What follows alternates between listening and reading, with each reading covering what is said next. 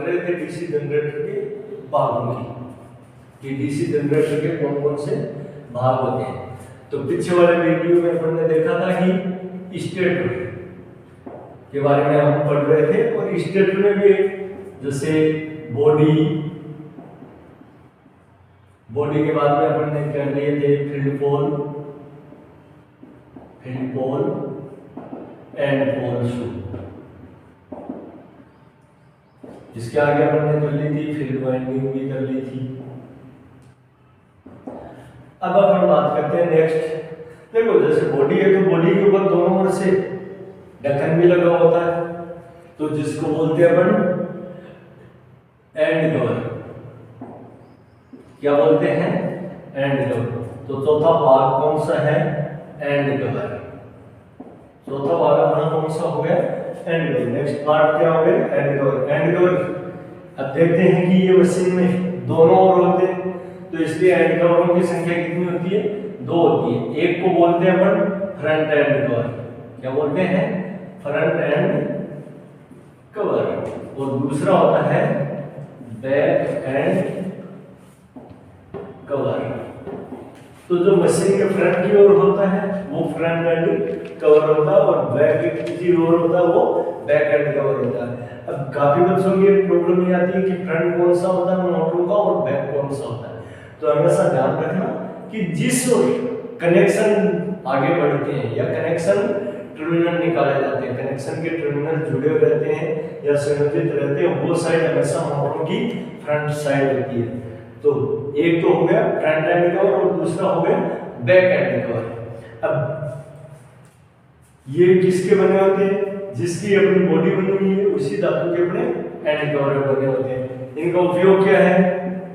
बात करें उपयोग की, तो उपयोग क्या है कि बॉडी को दोनों ओर से ढकना। बॉडी को दोनों ओर से ढके रखते हैं। एंड कवरों का काम क्या है? बॉडी को दोनों ओर से ढके रखना। नेक्स्ट बाकी हम बात करते हैं, तो एंड कवर के साथ में ही क्या लगा रहता है बॉडी पर? एक रहती है लगी हुई डाटा प्लेट। क्या? Data plate. नेक्स्ट अपना पार्ट क्या हो गया? Data plate. तो डाटा प्लेट क्या होती है? एक हर मशीन पर आपने देखा होगा कि हर मशीन पर एक प्लेट लगी रहती है जिसको अपन बोलते हैं नेम प्लेट या टाइटल प्लेट। तो उसी को यहाँ हम नाम देते हैं डाटा प्लेट। उसका नाम क्या है? Data plate. अपन बोलने के लिए उसको नेम प्लेट भी बोल देते हैं, कुछ लोग टाइटल प्लेट वही बोलते हैं। तो उसका नाम क्या है? Data plate. डाटा प्लेट पर आपने देखा होगा कि किस टाइप की है, टाइप लिखा रहता है, इसमें किस क्वालिटी का, कौन सी कैटेगरी का इंसुलेशन लगा हुआ है, कितने एम्पियर की है, कितने वोल्टेज की है, या कितने किलोवाट का है अपना जनरेटर। ये सब चीजें इस पर लिखी हुई रहती है। तो मशीन की बॉडी पर लगी हुई वह प्लेट जिस पर उसके बारे में विवरण अंकित हो, उस प्लेट को हम क्या बोलेंगे? Data plate. एक बार दोबारा बता देता हूँ, डाटा प्लेट कि जिस पर मशीन के बारे में या जनरेटर के बारे में संपूर्ण विवरण अंकित किया हुआ हो, उस प्लेट को अपन क्या बोलेंगे? Data plate. और डाटा प्लेट कहाँ रहती है? मशीन की बॉडी पर लगी रहती है, जनरेटरों की बॉडी पर लगी हुई मिलेगी।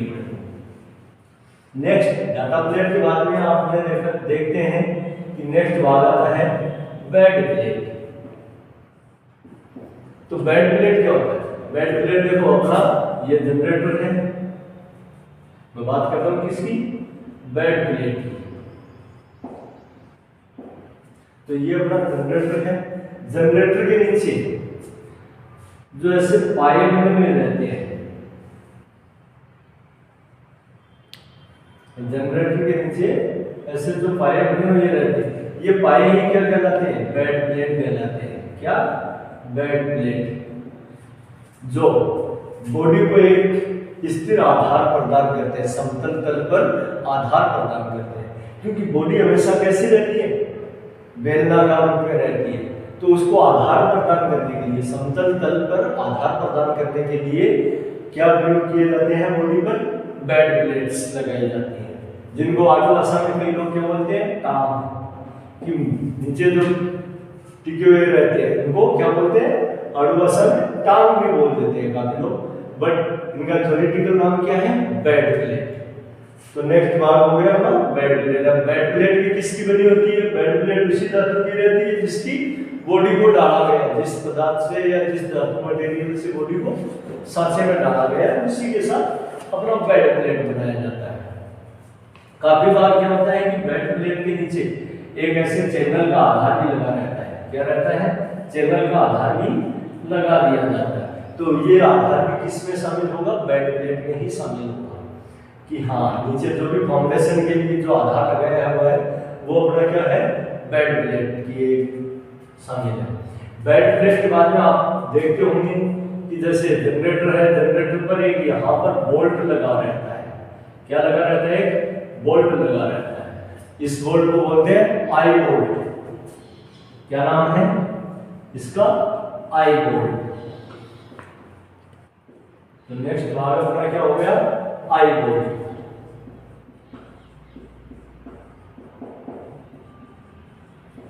आई बोल्ट। आई बोल्ट कहाँ रहता है? जनरेटर के ठेठ ऊपर, छोर पर रहता है। और आई बोल्ट का काम क्या है? उपयोग। आई बोल्ट कहाँ है ये? और इसका उपयोग क्या है? उपयोग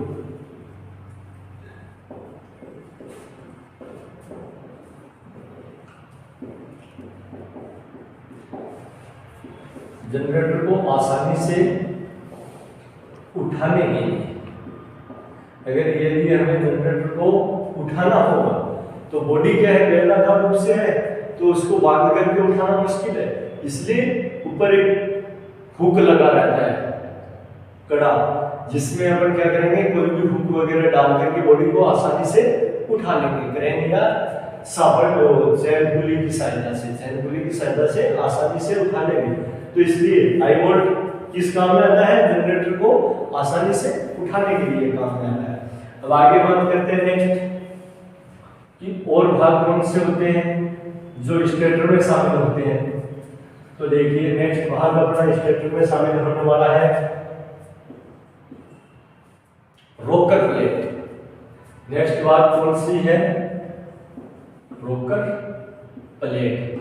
तो रोकर प्लेट क्या होती है? रोकर प्लेट जो अभी अपन ने एंड कवर की बात की है, तो जो जनरेटर का फ्रंट एंड कवर होता है, अर्थात जो कम्यूटेटर की साइड वाला एंड कवर है, कम्यूटेटर की साइड का एंड कवर है, उस एंड कवर पर एक प्लेट लगी हुई रहती है, बहुत जो बीच से खोखली रहती है, ये भाग क्या रहता है? खोखला, और बाकी के भाग में पदार्थ से बनी हुई प्लेट रहती है। अब काफी बार पूछ लेते हैं कि रोकर प्लेट किसकी बनी होती है?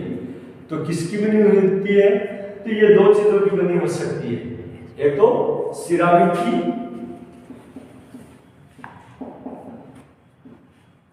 या फिर दूसरा एस्बेस्टस।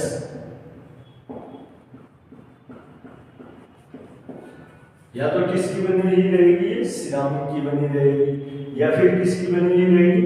एस्बेस्टस की। दो पदार्थों की बनाई जाती है जो कुछ ताप सहनशील और अज्वलनशील होती है।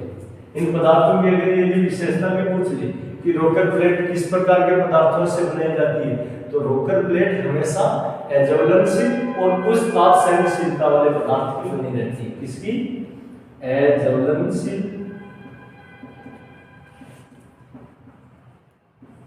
और दूसरा उच्च ताप सहनशील, उच्च ताप सहनशील। ये दो गुण होते हैं इसमें कि जो भी रोकर प्लेट है, रोकर प्लेट, क्योंकि ये एक तो सामान्य ताप पर कोई प्रभाव नहीं पड़ेगा, सामान्य ताप का इस रोकर प्लेट पर, और दूसरी बात ये हमेशा किस प्रकार की रहनी चाहिए? अज्वलनशील होनी चाहिए। अब रोकर प्लेट में लगी कहाँ रहती है? तो लगी कहाँ रहती है? जो जनरेटर का फ्रंट एंड कवर है, एंड कवर में अभी अपन ने देखे थे दो कवर है, फ्रंट और बैक। तो जो फ्रंट एंड कवर है अर्थात कम्यूटेटर की साइड वाला जो कवर है, उस कवर पर अंदर की ओर लगी रहती है फ्रंट एंड कवर के साथ। इसका उपयोग उपयोग क्या है? अब उपयोग की बात करें तो इसका उपयोग है कि कार्बन पुरुष होल्डरों को स्थिर रखना, या कार्बन पुरुषों को होल्डर हैं उनके लिए एक आधार प्रदान करना। तो उपयोग क्या हो गया? कार्बन पुरुष होल्डरों के लिए उपयोग, ब्रश होल्डर के लिए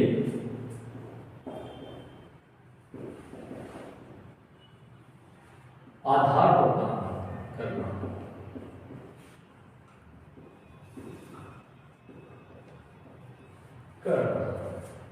रोकर प्लेट का उपयोग किस काम में किया जाता है? ब्रश होल्डर को आधार प्रदान करने के लिए, या कई बार बोल देते हैं कि ब्रश होल्डर को होल्ड करने के लिए, ब्रश होल्डर को पकड़े रखने के लिए। तो ये अपना हो गया रोकर प्लेट का। अब नेक्स्ट भाग है अपना रोकर प्लेट के बाद में नेक्स्ट भाग क्या है? नेक्स्ट भाग अपना हो जाएगा ब्रश होल्डर।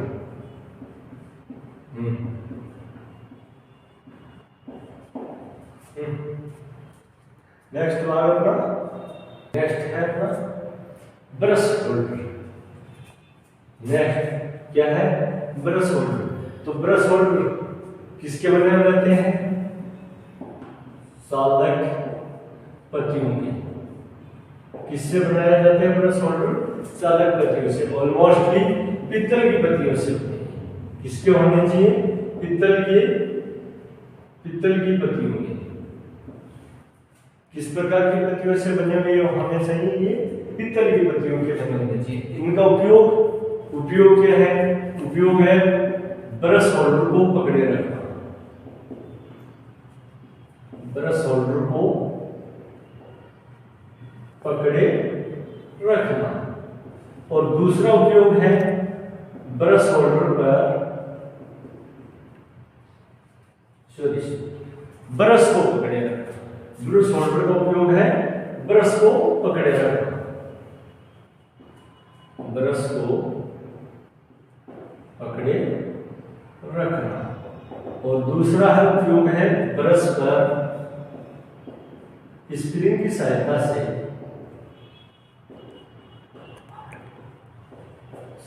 से दबाव बनाए रखना।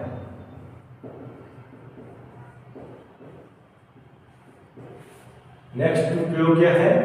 ब्रश पर स्प्रिंग की सहायता से दबाव बनाए रखना। अब दबाव कैसे बनाना है कि ब्रश होल्डर के अंदर क्या रहती है? स्प्रिंग लगी हुई रहती है। उस स्प्रिंग की सहायता से ब्रश पर दबाव बनाया जाता है।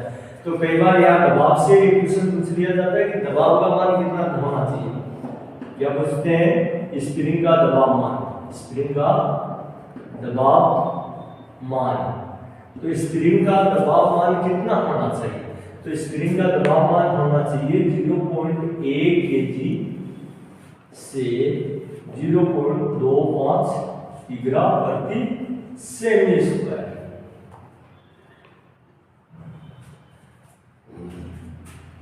कितना दबाव होना चाहिए? 0.1 kg पर से लेकर के 0.25 kg प्रति सेमी स्क्वायर तक का स्प्रिंग का दबाव होता है।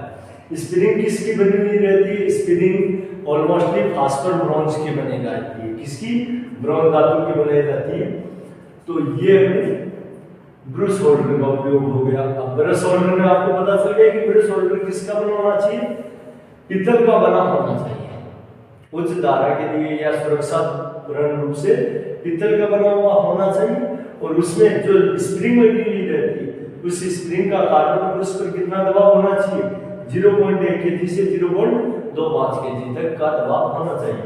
अब ये स्प्रिंग होती कहाँ है? ये स्प्रिंग होती है जो अपना जैसे कार्बन पुरुष है, ये अपना कार्बन पुरुष है।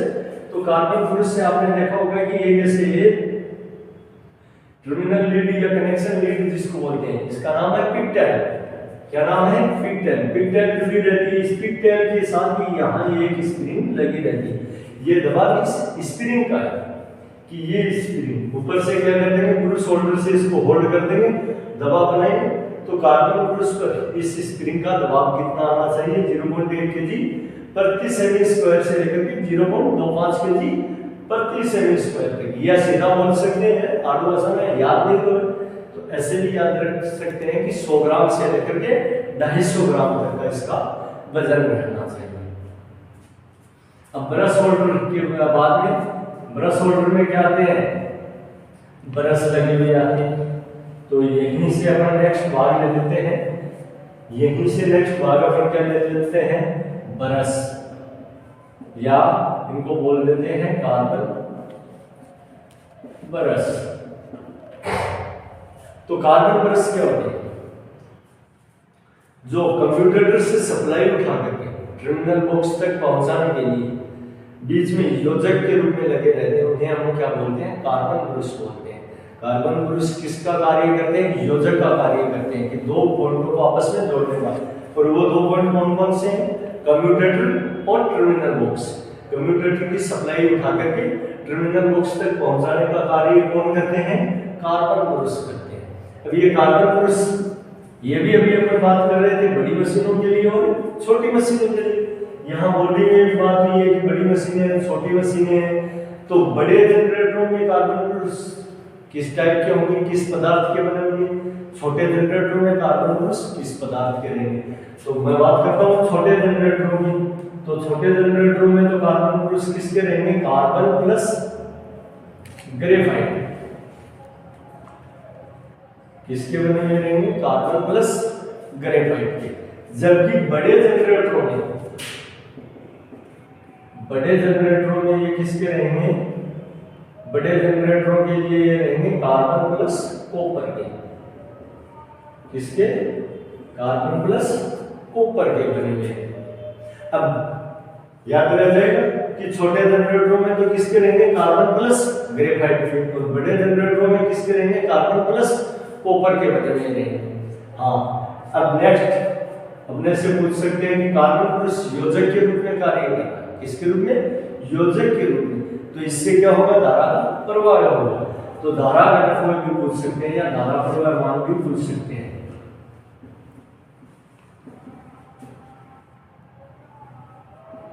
धारा घनत्व, तो कार्बन ब्रश का धारा प्रवाह घनत्व कितना होता है, धारा घनत्व कितना होता है, 4 से 6 एम्पियर।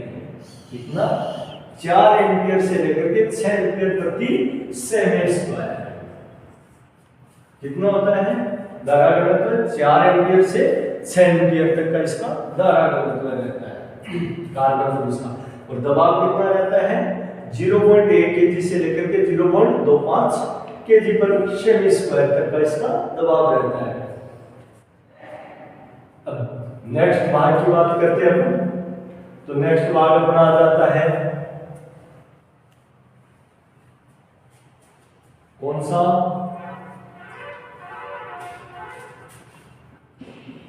बियरिंग। नेक्स्ट भाग कौन सा आ जाता है, बियरिंग। बियरिंग, बियरिंग कहां लगे हुए रहते हैं, बियरिंग, सॉरी बियरिंग से पहले एक पार्ट्स और मैं आपको बता दूं कि पिगटेल, अभी जैसे मैंने बात की थी पिगटेल, पिगटेल। तो पिगटेल क्या होती है, पिगटेल क्या होती है कि जो कार्बन ब्रश से, कार्बन ब्रश से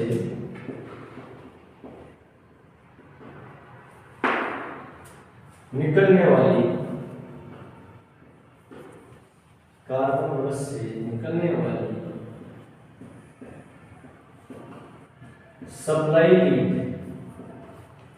को पिगटेल कहते हैं। कार्बन ब्रश से निकलने वाली सप्लाई लीड को ही हम क्या कहेंगे, पिगटेल कहेंगे, पिगटेल। अब अभी जैसे आपको दिखाया था मैंने डायग्राम बना करके कि ये अपना कार्बन ब्रश है, तो कार्बन ब्रश से सप्लाई निकालने के लिए कि यहाँ से ऐसे लीड निकली रहती है, ये देखो इतनी कार्बन ब्रश में रहती है। अब कई बार पूछ लेते हैं कि कार्बन ब्रश में पिगटेल कहाँ लगी रहती है या पिगटेल होती क्या है। तो पिगटेल होती क्या है, कार्बन ब्रश से जो सप्लाई लेकर के निकलने वाली लीड है या सप्लाई निकालने वाली लीड है, उसी लीड को हम क्या कहेंगे, पिगटेल कहेंगे। और ये पिगटेल आगे कनेक्शन के रूप में आगे बढ़ती है। अब सवाल ये आता है कि कार्बन ब्रश का उपयोग कब तक करना चाहिए। अगर किसी जनरेटर में या मोटर में कार्बन पुरुष लगा हुआ है तो उसका उपयोग कहाँ तक किया जाना चाहिए? तो कार्बन पुरुष का 1/3 भाग तक ही इसका उपयोग करना चाहिए। जब कार्बन पुरुष 1/3 भाग यूज में आ जाए उसके बाद कार्बन पुरुष को क्या कर देना चाहिए? चेंज कर देना चाहिए। क्यों कर देना चाहिए? क्योंकि उसके बाद पिगटेल का ऐसा असर धीरे धीरे शुरू हो जाता है। कार्बन पुरुष में पिगटेल की गहराई कहाँ तक होती है? 2/3 भाग तक होती है। तो 2/3 भाग तक होती है तो कितना भाग शेष होगा? 1/3 भाग। ये जैसे अपना कार्बन पुरुष है तो यहाँ तक ही ये इसका 1/3 भाग हो गया और ये 2/3। जब कार्बन पुरुष संपूर्ण अपनी मूल लंबाई का 2/3 भाग शेष बचे, 2/3 भाग शेष बचे, उस अवस्था में कार्बन पुरुष को क्या कर देना चाहिए? चेंज कर देना चाहिए। और अगर कई बार पूछ लेते हैं कि कितना यूज करना चाहिए, तो यूज कितना करना चाहिए कार्बन पुरुष को? 1/3 भाग तक ही यूज करना चाहिए। तो ये है वही अपनी पिगटेल। अब हम पढ़ाते हैं नेक्स्ट पार्ट पर बियरिंग। तो बियरिंग देखो वैसे तो कुछ रोटर में भी ले सकते हैं बियरिंग को अपन, और बियरिंग को अपन इस स्टेटर में भी शामिल कर सकते हैं, क्योंकि बियरिंग एक वो चीज है कि जो दो सतह की होती है, एक आंतरिक और बाहरी सतह। तो इसकी एक सतह स्थिर रहती है और एक सतह हमेशा घूर्णन करती है। तो इसलिए इसको अपन आप चाहो तो स्टेटर में भी रख सकते हो और आप चाहो तो रोटर में भी रख सकते हो। वैसे ऑलमोस्टली यहाँ पर ये है, ये स्टेटर के रूप में आएगी। यहाँ पर बियरिंग किसके रूप में आएगा? जनरेटर में स्टेटर के रूप में।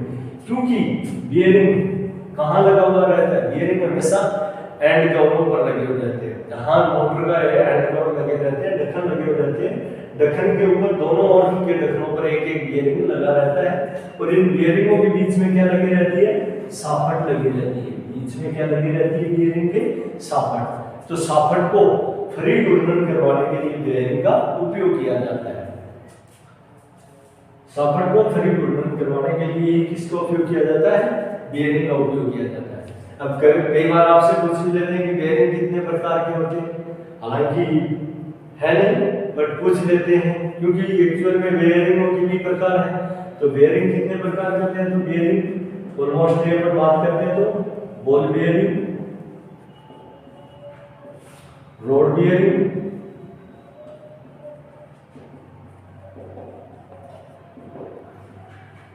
भाई बॉल आकार का बियरिंग भी रह सकता है कि वे बियरिंग जिनमें किनका प्रयोग किया जाता हो? लोहे की छोटी छोटी बोलों का या गेंदों का प्रयोग किया जाता हो, वो अपने बॉल बियरिंग हो गए। दूसरे रोड बियरिंग में आते हैं जिनमें रोड का प्रयोग किया जाता हो। तीसरे अपने बस बियरिंग,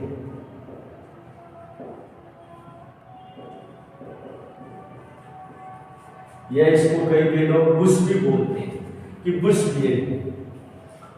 तो बियरिंग भी अपने 3 टाइप से आ सकते हैं कि बॉल बियरिंग, रोड बियरिंग और बुश बियरिंग। आजकल सबसे ज्यादा चलन में बस बियरिंग आ रहा है, क्योंकि ये साफट के लिए एडजस्टमेंट करता है कि वेरिएबल स्थिति या एडजस्टमेंट कर सकता है, तो इसलिए ये ज्यादा उपयोग में आ रहा है।